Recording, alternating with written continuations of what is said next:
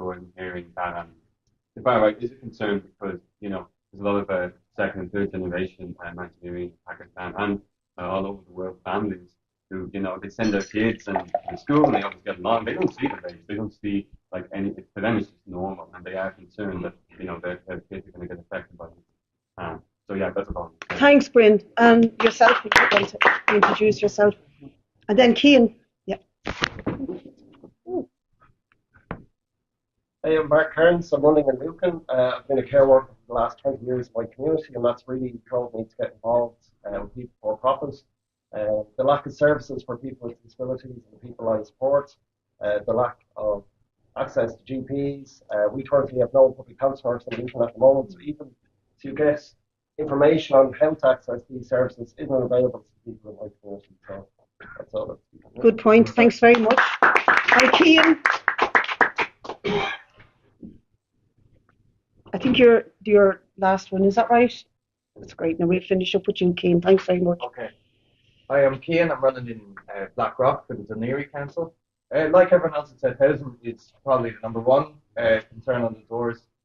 There is lots of kind of new apartment blocks springing up in Blackrock, but we're seeing prices like it'll be $2,500 for a one-bed a month for a one-bed studio apartment, which is just absolutely crazy and unaffordable.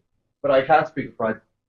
We have in certain areas of Blackrock, like on Newtown Park Avenue, successfully pressured the council through campaigning to buy more social and affordable housing, much more than the measly 10% they get right now, which will never provide the amount of social and affordable housing people of Dunleary right now, people of all of Ireland need to serve their needs.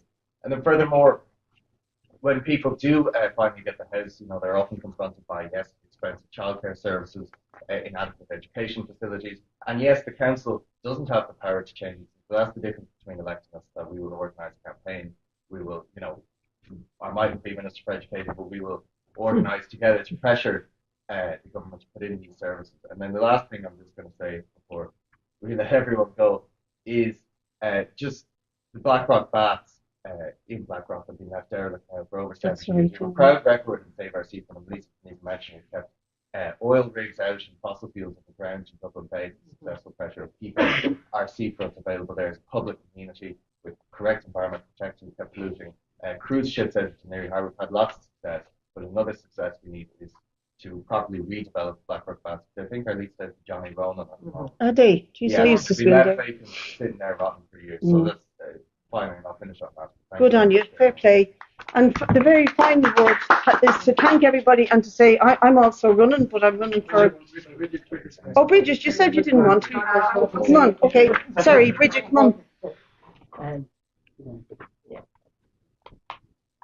Yeah, I'm Bridget Purcell, and I'm running in the southeast area in Southern City, Dublin. The largest issue that I see constantly that gets sprayed on the doors is housing, and so we've decided to kind of focus on dereliction in our area. Dublin City Council will say there's like 4 or something empty or derelict houses on the registry, and if you walk down the street, if you're doing any canvassing whatsoever, you know that that's not true. You know that those numbers are deflated hugely, and it's down to the fact that the council is not really currently concerned about ending dereliction. They're not hiring enough maintenance workers to be able to turn over council housing that has been voided because people have either died or left, and there's just no political will to change this. But we can see that when we have socialist councillors, we have people for profit councillors in place, like we have in South Dublin County Council with Madeline, you can make those changes. You can push to end dereliction through CPO and derelict properties, which Madeline has done.